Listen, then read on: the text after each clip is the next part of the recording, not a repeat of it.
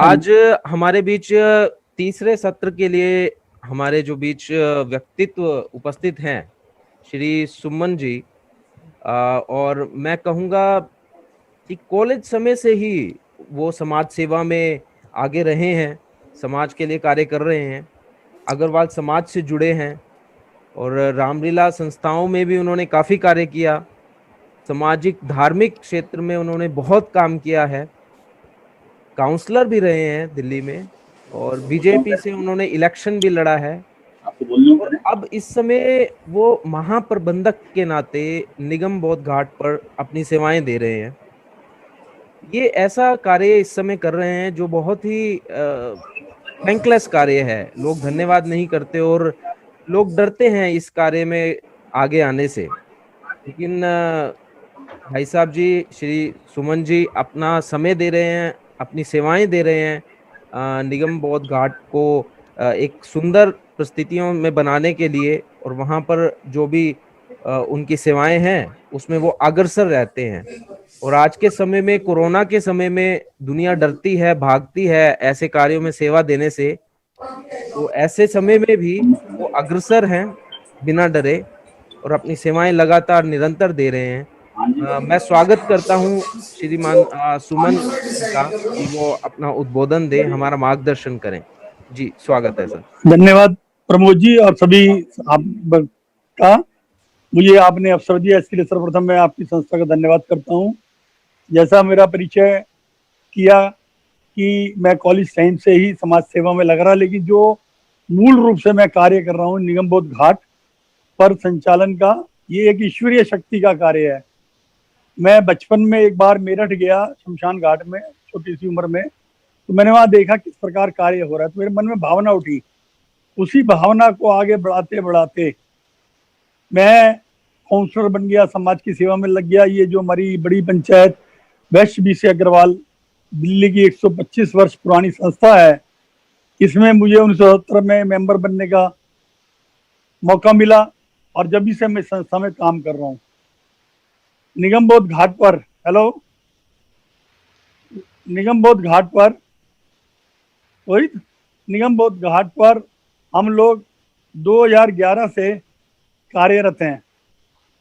वहां पर जब हमने काम प्रारंभ किया, हमारी संस्था के लोगों से हमने बातचीत की कि हम निगम बोध शमशान घाट, जो कि एक बड़ा प्रसिद्ध और धार्मिक स्थल है, जिसको भोले बाबा ने निगम बोध, जो नाम हुआ निगम ऋषि ने भोले बाबा का ज्ञान कराया था, ये उस नाम से, और बाबा बालकनाथ जी ने इसको अपना चलाया, इसको सींचा हुआ है। यहाँ पर किसी भी प्रकार का किसी भी प्रकार का, सुमन जी आपकी आवाज आ रही है, आ रही है, ठीक है। यहाँ पर किसी प्रकार का जादू टोना और ये कुछ नहीं हो सकता। एक बड़ा पवित्र स्थल है निगम बोध घाट। जैसे मेरे पूर्व वक्ता जी ने भी यही बताया कि हर व्यक्ति, सेवा जो है ये ऊपरी है, एक शक्ति होती है देने वाला, भगवान ही इसको प्रदान करता है। पता नहीं मेरे मन में क्या भावना आई है कि मैं निगम बोध घाट, जब मैं पहले दिन वहां पर हमारे समाज के लोग गए तो मन में डर लगा कि क्या हम आके बैठ गए यहाँ पर। कैसे लोग दूर भागते हैं शमशान में शव के आगे से, जो घर के अपने मित्र, घर के रिश्तेदार, घर के बेटे, घर के परिवार के लोग, ऐसा नहीं कि सारे लोग, जो अनेकों लोग, उसकी जीर्ण स्थिति थी, बहुत ज्यादा टूटा फूटा सब काम, पीने का पानी नहीं, बैठने का स्थान नहीं। तो हमने वहां पर 2011 में जब ये सेवा का काम लिया, भोले बाबा के आशीर्वाद से, मेरे अभी अपना घर के भाई जी का जो चल रहा था, उन्होंने भी बताया कि मन में अगर धारणा ना हो काम करने की, मुझे बड़ा डर लगा कि 70 आदमियों का स्टाफ, उनकी तनख्वाह कहाँ से देंगे हम, वहाँ पीने का, बिजली का बिल, पानी का बिल, ये बिल, करीबन 20 करोड़ रुपए आज की तारीख में हम लोग वहां पर आप लोगों के द्वारा, समाज के लोगों के द्वारा, बिगर मांगे, किसी के पास मुझे जाने की आवश्यकता नहीं हुई। ठंडे पानी की व्यवस्था, गरीब लोगों के लिए लकड़ी की व्यवस्था, पूजा की व्यवस्था, हवन सामग्री की व्यवस्था, जो फूल वहां पर आते थे वो वेस्ट होते थे, नालियों में जाते थे, पर्यावरण की सुरक्षा के लिए हमारे चांदनी चौक के सांसद, उन्होंने वहां पर एक फूलों से हवन सामग्री बनाने की मशीन लगाई। ये सारे कार्य वहां पे, एसी बैठने के लिए, लोग, मृत्यु तो जैसा बताया निश्चित है, उसको कोई रोक नहीं सकता, उस घड़ी निश्चित है, समय निश्चित है। हम चाहें उसको रोक लें, ऐसा नहीं हो सकता।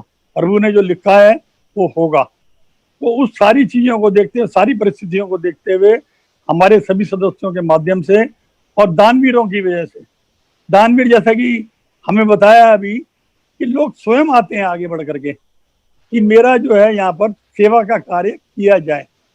यहाँ पर शेड नहीं थे, धूप में बैठना पड़ता था, धुएं में लोग परेशान होते थे। पहले ही परिवार का व्यक्ति मृत्यु प्राप्त कर चुका और उसके बाद भी वो कष्टों में आ रहा है, उनके कष्टों को सोचने के लिए प्रभु प्रेरणा से, भोले बाबा की प्रेरणा से हम लोगों ने वहां पर विकास कार्य प्रारंभ किए।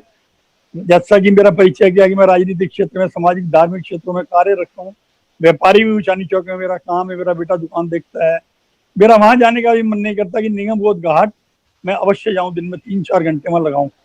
ऐसी प्रेरणा जो मुझे मिली और सब लोगों का सहयोग, वहां पर हमारे सभी कार्यकर्ता, हमारे वहां पे पंडित, आचार्य, जो हमारे अधिकारी, कार्यकर्ता, सब लोग मिलकर के एक ही उद्देश्य करते हैं कि किस प्रकार से हम आने वाले की सेवा कर पाए। और वहां पर निश्चित रूप से मोक्ष की प्राप्ति होती है। तो मैं जो बता रहा था कि 1916, तकरीबन आज से 110 साल पहले, हमारी समाज के जो, हमारी समाज मतलब अग्रवाल समाज की बात नहीं, हमारी बड़ी पंचायत के जो मेंबर या और सब लोग ने मिलकर के इसका निर्माण कराया। फिर प्रभु की इच्छा से हमारी संस्था, उसी संस्था को, 100 साल पुरानी संस्था को 2011 में फिर पुनः जिम्मेदारी दी गई, जिसको आज तक हम सफलता से कार्य पूरा कर रहे हैं। अब विषय आया कोविड का। जैसा कि अभी पीछे पूर्ववक्ता जी ने बताया, ये जो संकट तो है, हर एक को लगता है। हम रात को सोते हैं तो प्रभु से प्रार्थना करते हैं कि हमें जीवन दे, हमें ये कर, हमें वो कर। हम तो भोले बाबा से यही करते हैं, जितना जीवन हमें दिया है भोले बाबा ने, भगवान ने दिया है, बाबा बालकनाथ ने दिया है, उसका हम सदुपयोग कर पाए। और वो हमें सफलता से कर रहे हैं। आज हम देख रहे हैं, आप लोगों ने देखा होगा, कोविड में मौत होती है तो घर के जो मेंबर हैं, डॉक्टर राय देते हैं कि भाई हाथ नहीं लगाना है, उसको पीपी उसके अंदर शील्ड के उसके अंदर करके लाना है, कवर करके लाना है, दूर से काम करना है। लेकिन मैं साधुवाद देता हूँ अपने कर्मचारियों को, अपने वहाँ के आचार्यों को, वहाँ के पंडितों को, जो लोग काम कर रहे हैं, वहाँ के सफाई कर्मचारी को, वहाँ पर सीएनजी की बत्ती के अंदर बैठ करके जो लोग कार्य कर रहे हैं, जो परिवार के लोग दूर भागते हैं कि हमें भी इन्फेक्शन ना हो जाए, ऐसे लोग कार्य कर रहे हैं। आज के समय में अच्छे, अगर सबसे ज्यादा समाज पूरा काम कर रहा है, समाज को मौका मिला है। मेरे को ध्यान है पुरानी बात कि हमारी एक संस्था के सदस्य लाला होते थे, रणजीत सिंह हैजे वाले, अग्रवाल समाज के धरोहर पुरानी दिल्ली के रहने वाले थे। तो मैं उनसे कहता था, ये हैजे वाले का नाम क्या होता है, ये क्या है हैजा? तो बोले भाई एक बार हमारे यहाँ दिल्ली में हैजा फैला तो हैजे की दवाई फ्री बांटी।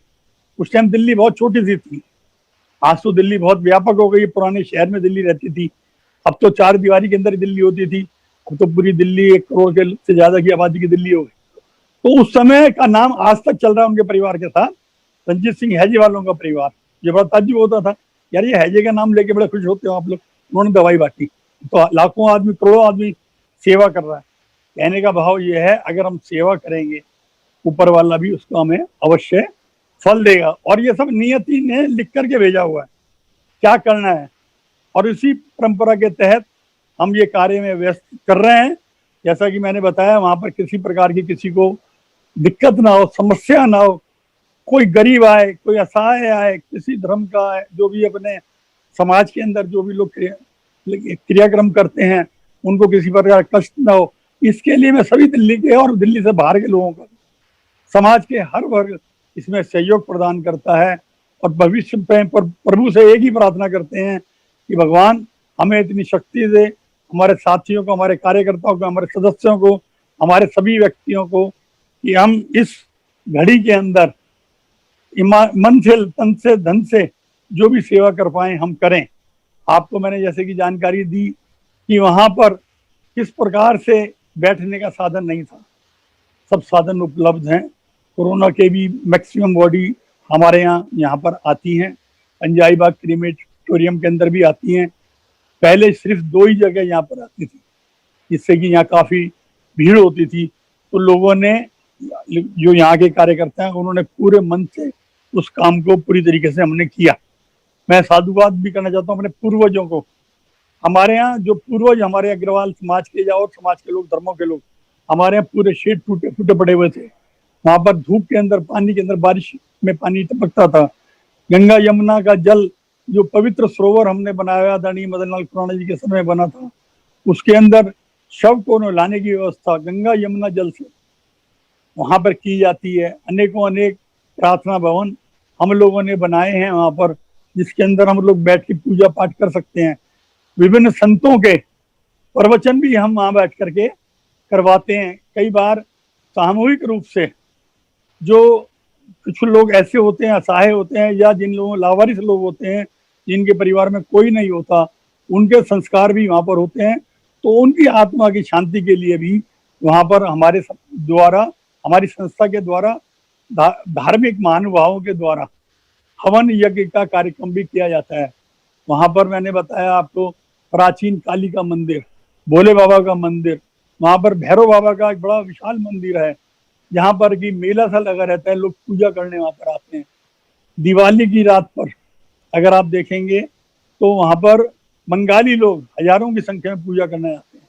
कहने का भाव सिर्फ ये है कि लोग सेवा करने के लिए तत्पर हैं, सेवा करते हैं, आगे बढ़ करके मन से सेवा करते हैं। तो मैं, आप लोगों ने मुझे भी मौका दिया सेवा करने का, और मैं कह रहा हूँ ये सब देवीय शक्ति है, प्रभु की शक्ति है। मैं और आप और हम, ये मैंने बताया जब मैं कॉलेज स्कूल में पढ़ता था और कॉलेज में गया, कॉर्पोरेशन का मेंबर बन गया। कॉर्पोरेशन में मेंबर बनने के बाद मुझे क्या पता था कि मेरे को ये काम निगम बोर्ड पे कई संस्थाएं आई, कई संस्थाएं चली गई। फिर वहाँ के हमारे कमिश्नर के एस मेहरा जी होते थे, उन्होंने कहा गुप्ता जी ये आपकी संस्था काम कर सकती है, आप इसमें आगे आइए। कुछ लोगों ने अड़ंगे लड़ाए। हमारे यहाँ उस टाइम महापौर थे आरती मेहरा जी, उन लोगों ने मिल करके हमारी संस्था को ये मौका दिया। हम लोगों ने उस मौके पर भोले बाबा की विशेष, मैं कह रहा हूँ सभी देवी देवताओं की कृपा शक्ति से हमने ये कार्य प्रारंभ किया, और आज निर्विघ्न रूप से इस कोरोना महामारी के काल में भी बहुत डर लगता है जब सवेरे उठते हैं कि कैसे काम होगा, कैसे क्या होगा, लेकिन सब समाज के आशीर्वाद से मन में एक संकल्प है, मेरे ही नहीं मन में संकल्प है, जो वहां पे काम करने वाले लोग हैं। मैंने बताया ना, जो सेवादार काम कर रहे हैं, आचार्य काम कर रहे हैं, कर्मचारी काम कर रहे हैं, उनके मन में लकड़ी की समस्या होती है।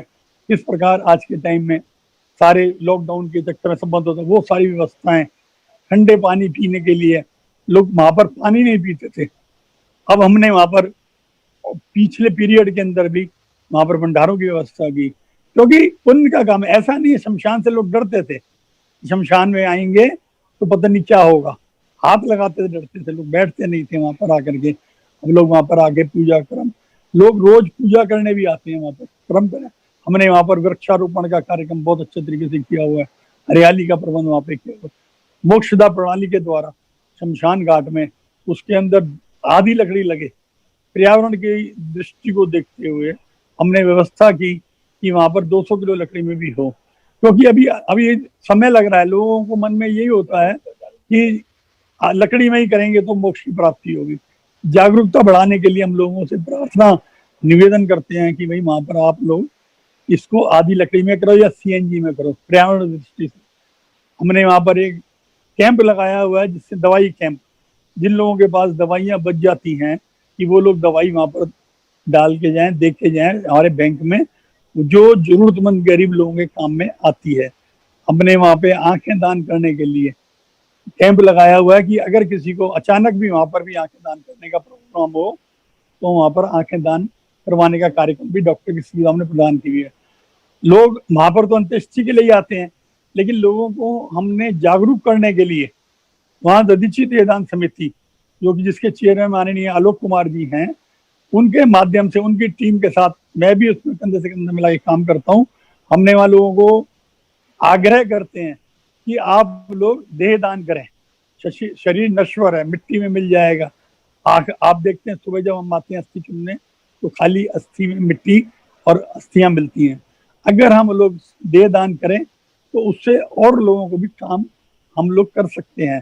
तो ऐसा भी हम प्रयास करते हैं, जिसको कि आज सैकड़ों लोगों ने वहां पर आकर के देह दान का प्रतिज्ञा भी की है।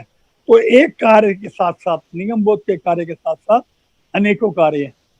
कोई हमारे पास आता है, जो दानदाता हमारे पास राशि दे के जाते हैं, दान पात्रों में दे के जाते हैं, तो उनके यहाँ भी अगर किसी प्रकार की मरीज, बीमारी, दुख, तकलीफ, पढ़ाई की समस्या, किसी प्रकार की समस्या भी हो जाती है। अब जैसे लॉकडाउन के टाइम में सेवा भारती ने, अपना घर ने और अनेकों अनेकों लाखों संस्थाओं ने भोजन की व्यवस्थाएं की, दवाई की व्यवस्थाएं की, ले जाने की व्यवस्थाएं की। उस एम्बुलेंस भी हमने 2 एम्बुलेंस दिल्ली नगर निगम को अपनी तरफ से हमने भेजी कि जो कोरोना बॉडी लाने के लिए बड़ी समस्या आ रही थी, तो वो हमने वहां पे एमसीडी को भेजी। 11 हमने सफाई की नई ई रिक्शा नॉर्थ एमसीडी के कमिश्नर को भेंट की, जिससे सफाई की व्यवस्था हो। एक नाम निगम बोर्ड शमशान घाट, अनेकों अनेक योजनाएं, ये सब प्रेरणा जो हमें मिली। आदरणीय रमेश अग्रवाल जी जो बता रहे थे, सेवा भारती के प्रमुख हैं, कितना बड़ा उन्होंने काम किया देश के अंदर। और अभी जब क्वेश्चन आ रहा था सुरेश जी का, उन्होंने कहा भाई अगर घर के अंदर कोई ऐसा व्यक्ति होता है जिसको कोई कोरोना के डर की वजह से कोई बात नहीं करता, उससे मिलता नहीं है, तो उसकी भी हम लोग सेवा करने में तत्पर रहते हैं। इसी प्रकार से अनेकों अनेक योजनाएं हम बनाते रहते हैं, समाज की सेवा में काम करते रहें। और लोगों को वहां पर हम एक बहुत बड़े हॉल भी बना रहे हैं। कुछ लोगों के मैं नाम भी बताऊंगा आपको कि जब हमने यहाँ पे काम शुरू किया, हमारे उस समय वेद प्रकाश जी प्रधान थे और आज हमारे लाला महानंद जी, और बीच में अनेकों अनेकों लोग आए, काम कर रहे हैं। लोकेश मुल्तानी जी ने बड़ा सेवा की, वहां पर जय नारायण जी ने बड़ी सेवा की। सेवा करने के लिए जो आदरणीय हमारे पूर्व वक्ता ने बताया कि मन से काम करना चाहे, लोग आगे बढ़ के सेवा का जो उद्देश्य है, अगर वो हमारा उद्देश्य अच्छा है, हमारा उद्देश्य सही है, तो हमारा कोई भी काम रुक नहीं सकता। हमारे पास साधन की कमी नहीं हो सकती कभी भी। और मैं मानता हूं, हमारे जो भाई जी ने बताया, साधन की कमी हमारे पास कभी नहीं है। साधन के लिए लोग प्रेरित करते हैं हमें, भाई साहब हमें सेवा का मौका दो। मन से विश्वास, लोगों को मन का अपना विश्वास होना चाहिए, जो मैं दान दे रहा हूं, जो मैं ये सेवा में काम कर रहा हूं, उसका उपयोग कैसे हो रहा है। और उसे हम यही प्रार्थना करते हैं कि जो दान का हमारा काम है उसका सदुपयोग हो। बड़ी पंचायत वैश्य विश्व अग्रवाल समाज की सेवा के लिए 125 वर्षों से लगातार सेवारत है। और मैं तो अपने आप को बहुत ही भाग्यशाली मानता हूं कि तकरीबन 40-42 साल हो गए मुझे इस अंदर काम करते हुए। अब प्रभु से मैं यही प्रार्थना करता हूं कि प्रभु मुझे ताकत दे, बल दे, जितना ही मुझे घड़ी दे, जितना मुझे समय दे, जीवन दे, मैं यहाँ पर ही काम, सेवा, समाज के लिए जो लोग हैं, जो यहाँ पे अंतिम समय के अंदर हर व्यक्ति घबराता है, इससे लोगों ने प्रेरणा भी मिली है। मैं इस बात को ये भी कह सकता हूँ, ऐसा नहीं है जब हमने यहाँ काम शुरू किया बड़ा डर लगता था हमें। आज अनेकों अनेकों शमशान घाटों में विकास कार्य प्रारंभ हुए हैं। लोगों के मन में जो भय था वो भय खत्म हुआ है। अब लोग हमारे पास आते हैं कि हम कैसे सेवा करें, किस प्रकार की सेवा करें, हम उनको राय गाइडेंस भी देते हैं। हमारे यहाँ सीएनजी जो है, 6 हमारे यहाँ बत्तियां लगी हुई थी, 3 बत्तियां हमारी काम कर रही हैं, जिसमें तकरीबन 12 से 18 तक शवों का संस्कार होता है। अभी आईजीएल कंपनी है भारत सरकार की, हमारे मिनिस्टर धर्मेंद्र प्रधान जी आए थे, उन्होंने कहा कि भाई कुछ सहायता हमसे, जैसे मैंने बताया ना संसाधन के लिए, तो वो आए, उन्होंने कहा मेरी भी सेवा लो। तो हमने कहा ये 3 बत्तियां खराब हैं, उन्होंने 1.25 करोड़ रुपए तुरंत सैंक्शन कराया भारत इंडियन इससे आईजीएल कंपनी से, और वहां काम प्रारंभ हो गया। एक का काम सैनिक फॉर्म में एक सज्जन है, उन्होंने प्रारंभ करा दिया। धन की किसी प्रकार की संसाधन का अभाव नहीं होता। जीवन में अगर हम उद्देश्य बना लेंगे, हमें सेवा करनी है, सेवा करनी है, तो साधन मिलेगा, लोग मिलेंगे, कदमों से कदम बढ़ा करके आगे हम बढ़ करके काम कर पाएंगे। इसके लिए हम अगर मन बनाएंगे तो अवश्य होगा। एक मैं छोटी सी बात जरूर कहूंगा अपने जीवन में जो मैंने देखी है। 2011 में हमने ये लिया शमशान घाट। 2016 में अचानक मैं ऑफिस में बैठा था, हल्की से बुखार उखर हुआ, मैंने वैसे ही चेकअप कराने के लिए एक डॉक्टर के पास गया, देवकुंड डॉक्टर हैं। उन्होंने कहा भी तुम्हारी तबीयत मुझे ठीक नहीं लग रही अंदर से, आप फलाने डॉक्टर पे जाओ। मैं गया, वो डॉक्टर उछल के बैठ गया एकदम, बोला गुप्ता जी आप काम कर रहे हैं? मैंने क्यों, मैं तो सही हूँ, मेरे को खांसी जुकाम बुखार कुछ नहीं है।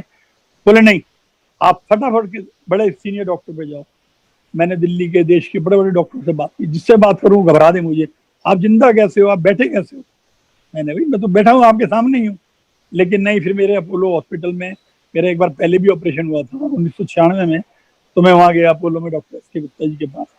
वो मेरे पारिवारिक मित्र भी हैं, वो भी कुर्सी उछल गए, सुमन तुम ठीक कैसे बैठे हो। मैंने, जी आपके सामने हूँ। तो मेरा क्या, बोले नहीं अभी मेरा बेटा मेरे साथ था, तो उन्होंने कहा अभी तुरंत एडमिट हो जाओ यहाँ रात को, आज ही। मैंने, ऐसा क्या है, मैं बिल्कुल ठीक हूँ। बोला नहीं आप एडमिट हो जाओ। बात हुई, शाम तक रिपोर्ट ये आई कि डॉक्टरों ने कहा कि कोई भी ऑपरेशन करने को तैयार नहीं था, कि क्योंकि बचना नहीं है। डॉक्टर ने कहा लाइफ सेफ नहीं है, ऑपरेशन में किसी भी हालत में वापस नहीं आ पाएंगे। फिर घर के लोगों ने यही तय किया, जब वापस आना ही नहीं और यहाँ पर भी मरना है और वहां भी जाके मरना है, तो क्यों नहीं ट्राई करके ऑपरेशन करके उसका इलाज करवाया जाए। मेरा सफलतापूर्वक ऑपरेशन हुआ, लोगों की दुआएं मिली, भोले बाबा का आशीर्वाद मिला।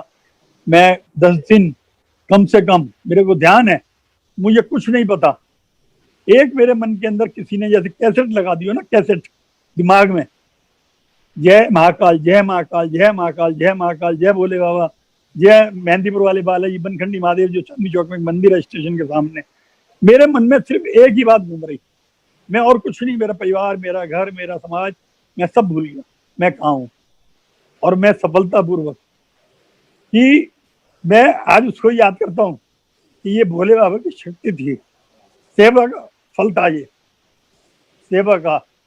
अगर हम मन थे, फिर मैंने जो दोबारा बात कर रहा हूँ, अगर हम सेवा करेंगे तो भगवान भी हमें सम्मान देगा, मान देगा, सेवा का फल देगा। ऐसे तो सेवा करने के लिए फल की, कहते हैं ना, भगवान कृष्ण ने कहा है कर्म किया जाए, फल की इच्छा मत करो।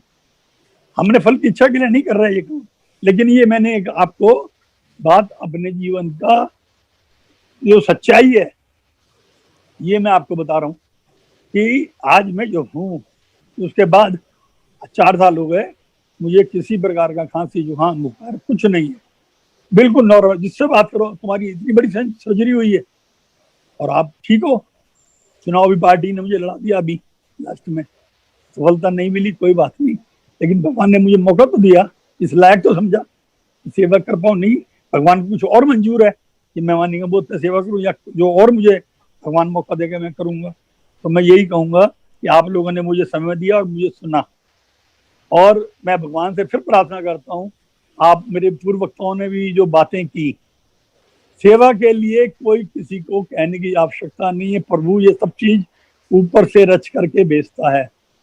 हम अग्रवाल समाज के लोग बनिए, समाज के लोग, हमारे को क्या शमशान घाट से मतलब। लेकिन बचपन में मुझे पता नहीं क्या, मेरे यहाँ हम दिल्ली वाले बनिए कहलाते हैं, हमारे यहाँ बाहर शादियां नहीं होती दिल्ली से बाहर, अब तो होने लगी। तो हमारी एक बुआ मेरठ में, मैंने जैसे बताया आपको, शमशान में चले गए बचपन में, तो वहां जाके हमने देखा। तो मुझे कहने का भाव ये है, जो भी कोई कार्य है ईश्वरीय कार्य होते हैं, ईश्वर की प्रेरणा से ही होते हैं। मैं तो भगवान भोले बाबा से यही प्रार्थना करता हूँ, मुझे इतनी शक्ति प्रदान करे, मेरे परिवार को इतनी शक्ति प्रदान करे, हम समाज के प्रति समर्पित रहें।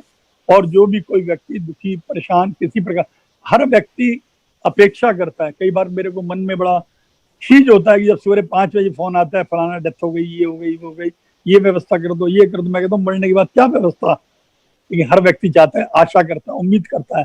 तो मुझे कुछ मित्रों ने मेरे कहा कि भाई ये मौका तुम्हें भगवान ने दिया है, आप इस लायक नहीं हो। कई दफा घमंड मन में हो जाता है आदमी के कि यार हम पता नहीं कितना कुछ कर रहे हैं, पता नहीं हमें भगवान अगले जन्म में क्या देगा।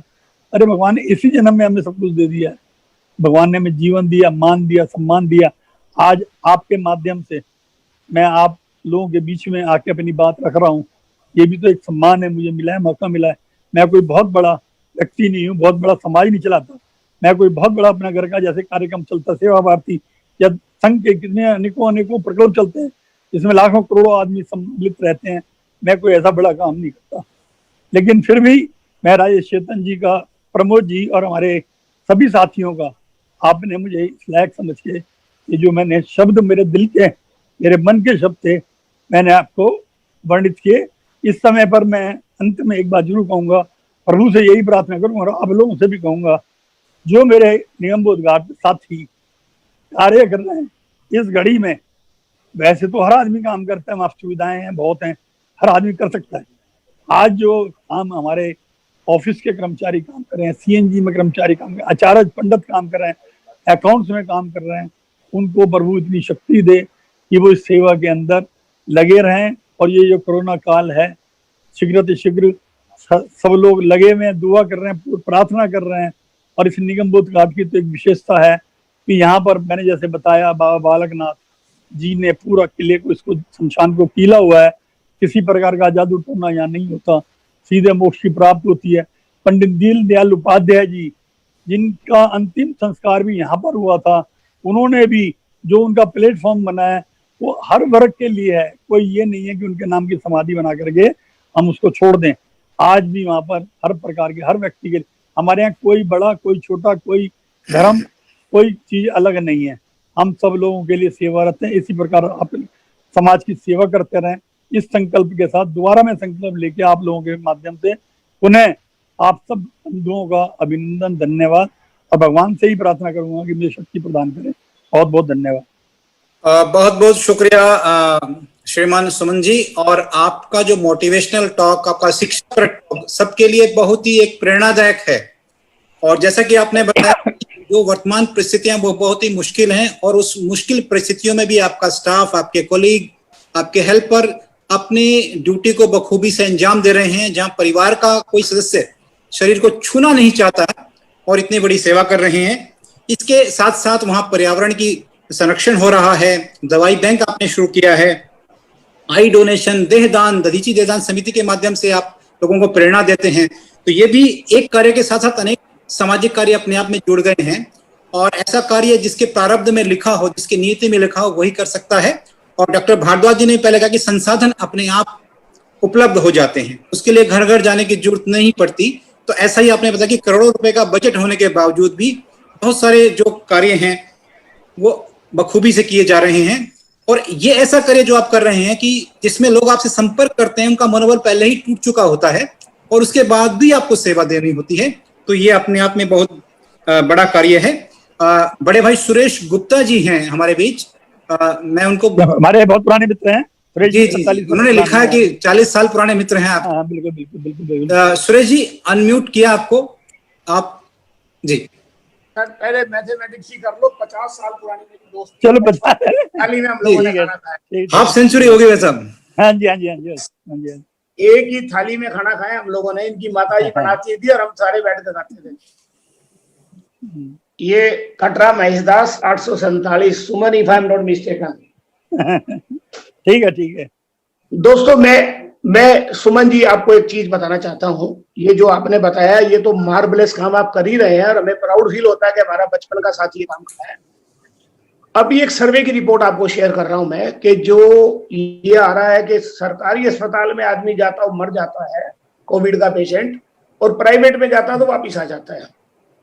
इसकी मैं कई डॉक्टरों के द्वारा ली गई रिपोर्ट सब भाई लोगों को शेयर करना चाहता हूँ। उसका रीजन क्या है? उसका रीजन ये है कि हमारे यहाँ सरकारी अस्पतालों में ऑक्सीजन के प्लांट नहीं है जितने प्राइवेट हॉस्पिटल है, क्योंकि ऑक्सीजन इस कोविड के पेशेंट की मैक्सिमम दवा है। क्योंकि इसकी डेथ जो होती है वो सांस नहीं आने और ऑक्सीजन की कमी के साथ ज्यादा पाई गई है। ये सर्वे रिपोर्ट आप चाहें तो मैं सबको शेयर कर सकता हूँ। मैं आपसे एक अनुरोध करना चाहता हूँ, जिससे आपके निगम बोध घाट का भी प्रेशर कम होगा। एक बार भूल जाइए किस पार्टी पॉलिटिक्स की, सब बातों को एक बार दरकिनार कर दीजिए। जितने भी पैसे जहां से भी मिलते हैं, मेरा आप सबसे प्रार्थना है कि हर अस्पताल में, जो सरकारी है कोई भी है, वहां ऑक्सीजन आती सिलेंडर से। सिर्फ 10 बेड पे ऑक्सीजन अवेलेबल है सरकारी अस्पतालों में, बाकी के बेड तो हैं लेकिन ऑक्सीजन अवेलेबल नहीं है। उस ऑक्सीजन की एब्सेंस में पेशेंट्स की डेथ हो जाती है।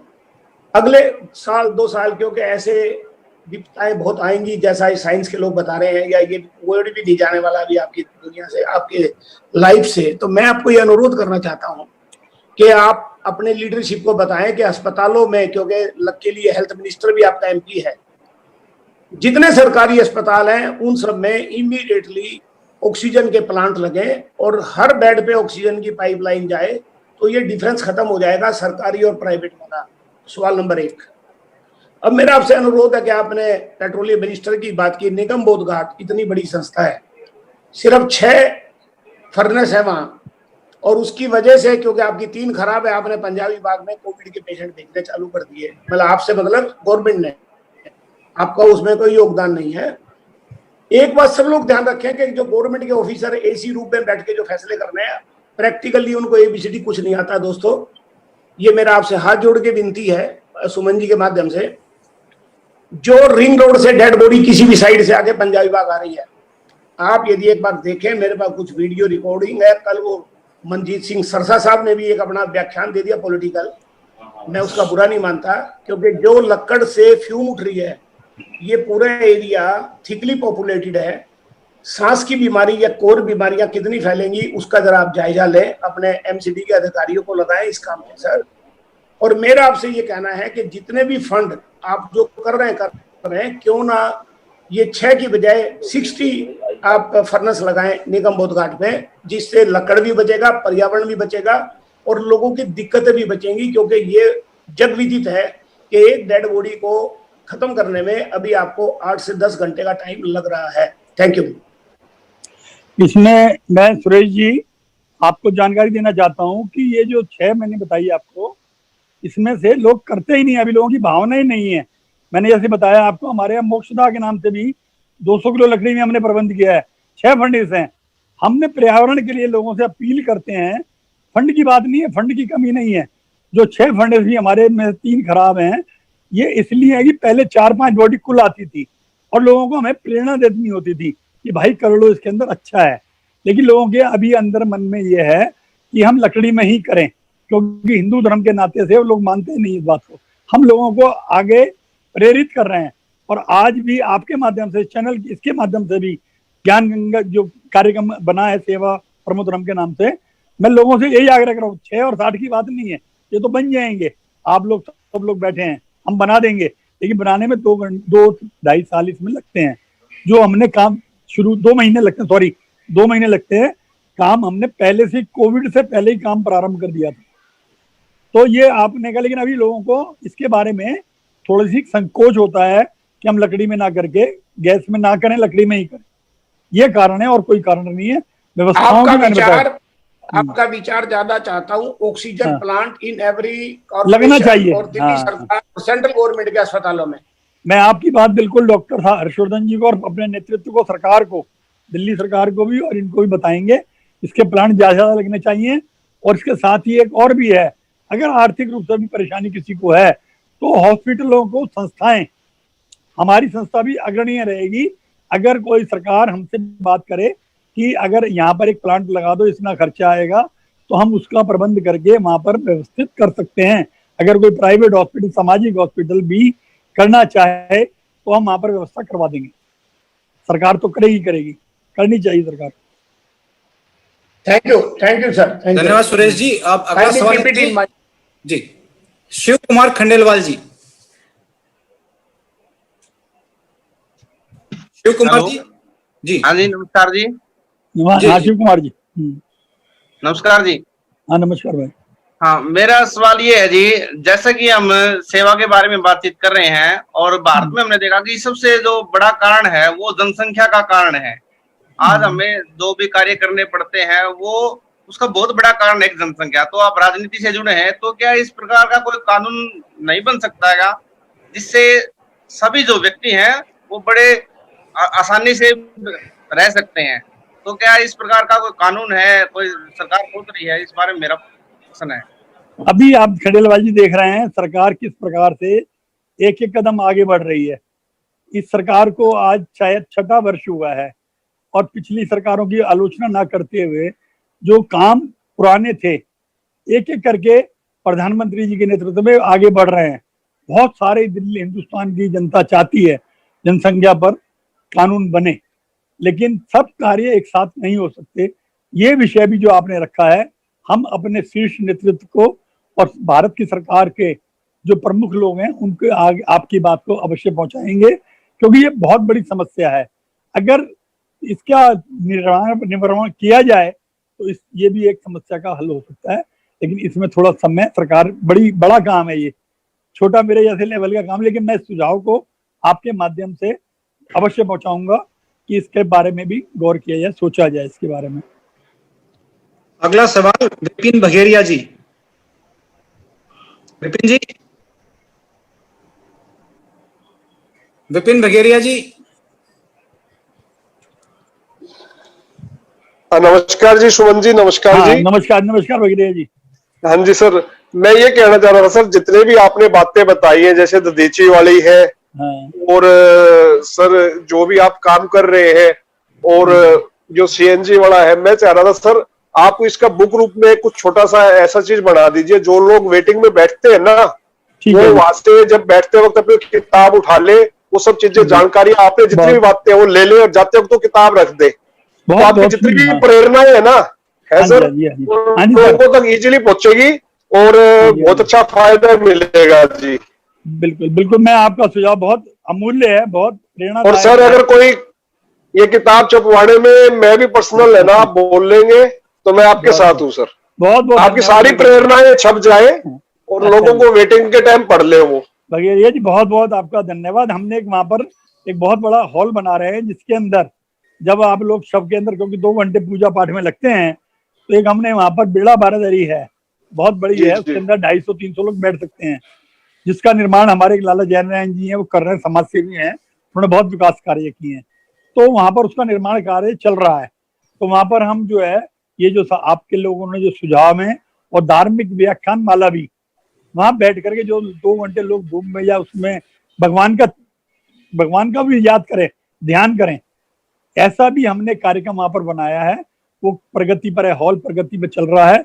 एक वैसे प्रार्थना भवन तो हमने बनाया है, वही है कि लोग अगर वहां बैठ के 2 घंटे इधर उधर की बातें ना करें और भगवान से प्रार्थना करें। जो भी व्यक्ति आया है यहाँ, ये नहीं है खाली उनके अपने घर का, जहाँ जो भी व्यक्ति शमशान घाट में आया है, उसकी आत्मा की शांति के लिए वहां प्रार्थना करें। और ऐसा कार्य हम करते भी रहते हैं। वहाँ भजन कीर्तन का कार्यक्रम भी साप्ताहिक रूप से हमारे यहाँ होता है।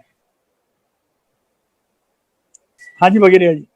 जी धन्यवाद विपिन जी, बड़ा अच्छा सुझाव था आपका। आखिरी सवाल ले लेते हैं अतुल रंजीत जी।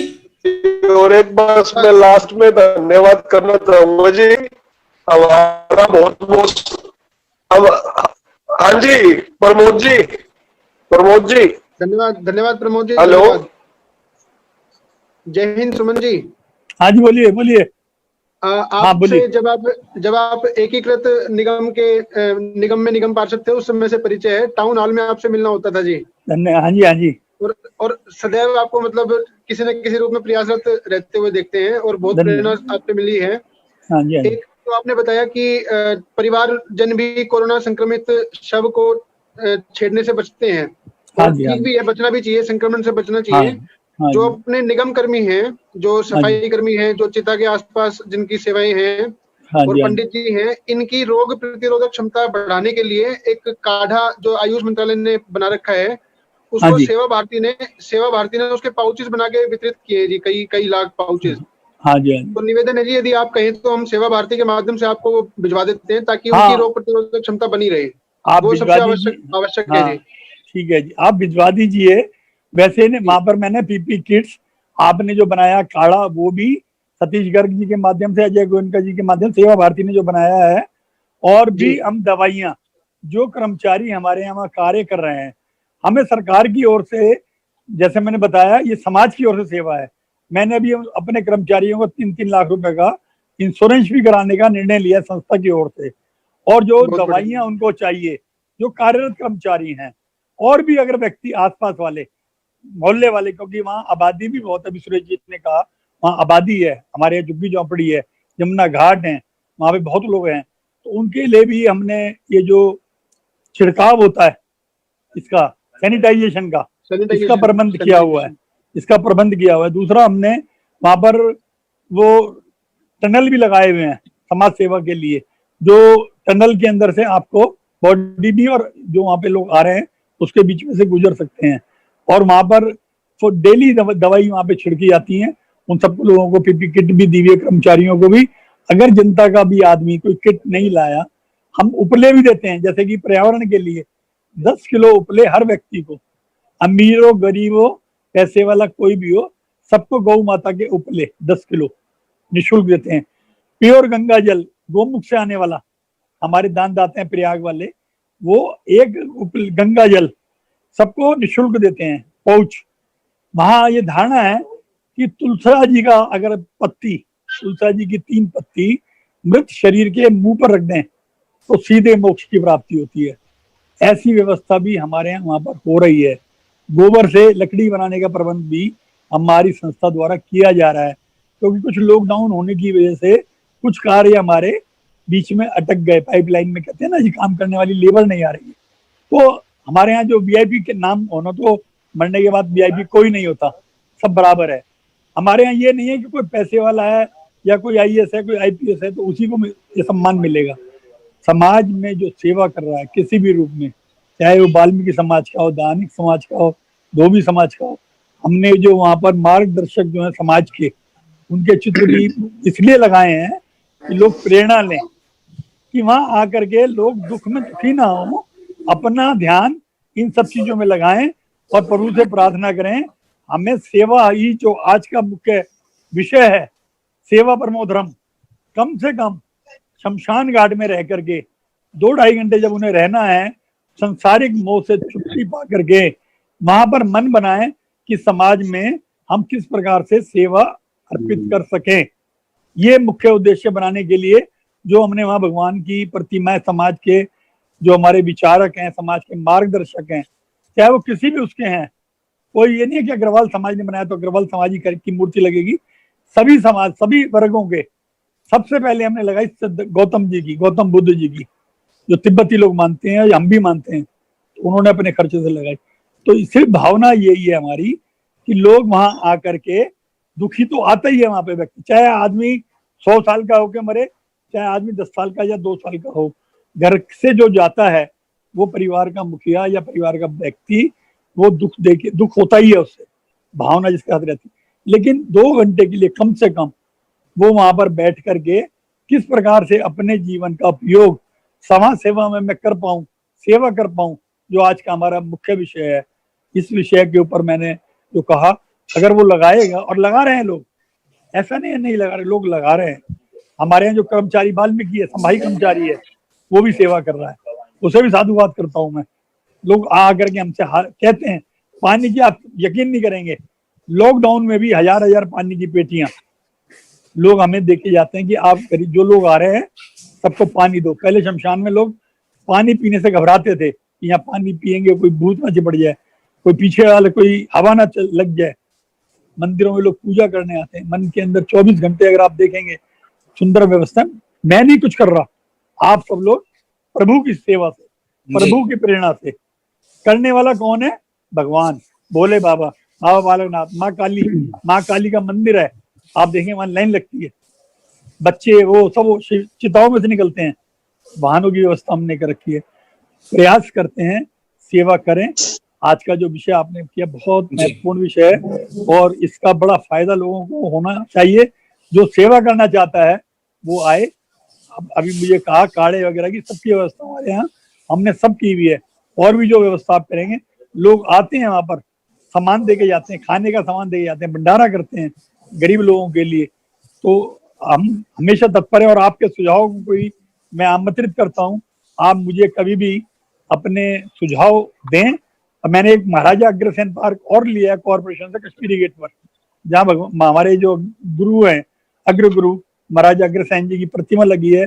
वो भी हम निःशुल्क, ब्याह शादी अगर किसी को पैसे वाले नहीं, गरीब लोग हैं तो वो आकर के वहां पे। सुमन जी थोड़ा संक्षिप्त करना चाहूंगा, बस समाप्त कर रहा हूँ मैं, समाप्त। और आपका नंबर कृपया शेयर कर लीजिए प्लीज सुमन जी। मेरा नंबर 9810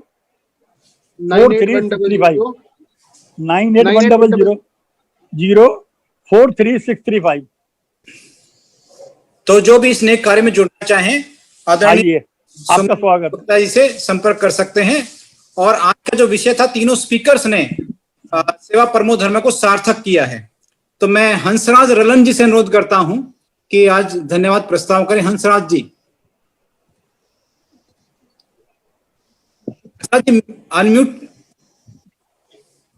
अनम्यूट कीजिए।